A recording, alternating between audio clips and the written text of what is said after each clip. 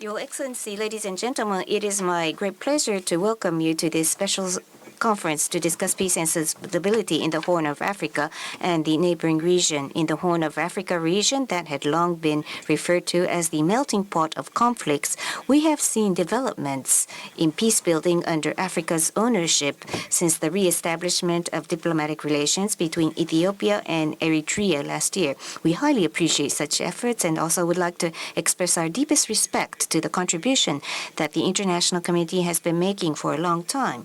The Horn of Africa has been a hub connecting Asia, Africa, Middle East, and Europe since ancient times. Today, with more active international movement of goods, the importance of this region is growing further. At TICAD 6, I called on to make the stretch from Asia to Africa a main artery for growth and prosperity.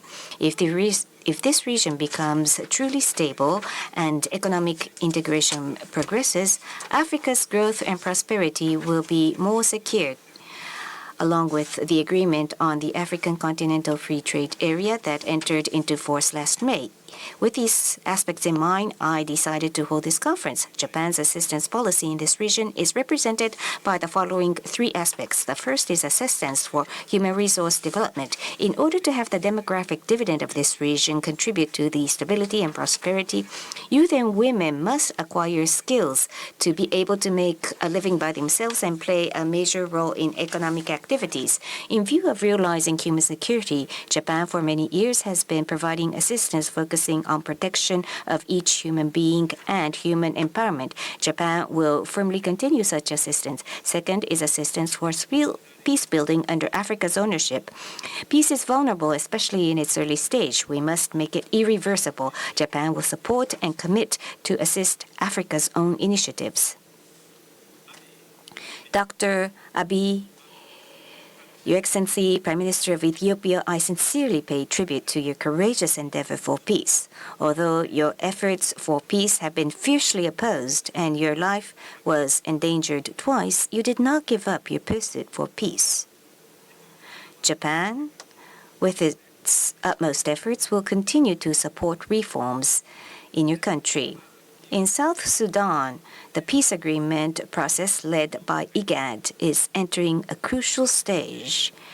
Japan is the only donor country which provides financial support to the implementation of this agreement. We call upon the international community to support this Africa's own effort toward peace. Furthermore, we received good news from Sudan that the documents for the establishment of a transitional administrative authority have been signed. This signing is a significant process towards stabilization in Sudan, and Japan expresses its respect to the mediation efforts by the African Union and Ethiopia. The third is assistance for strengthening connectivity. The fruit of economic growth can be delivered to the whole region through connection from ports to surrounding inland areas beyond borders. For example, this applies to Ethiopia and Eritrea, which re-established their diplomatic relations last year. Japan will continue to vigorously advance its assistance to bring regional development through quality infrastructure.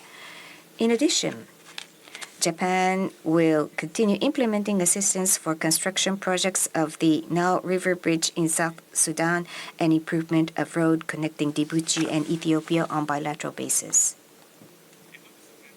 I would like to conclude my remarks by expressing my hope that this conference would be an important trigger to consolidate peace and stability for significant growth and prosperity in the Horn of Africa and the neighboring region. Thank you very much for your attention.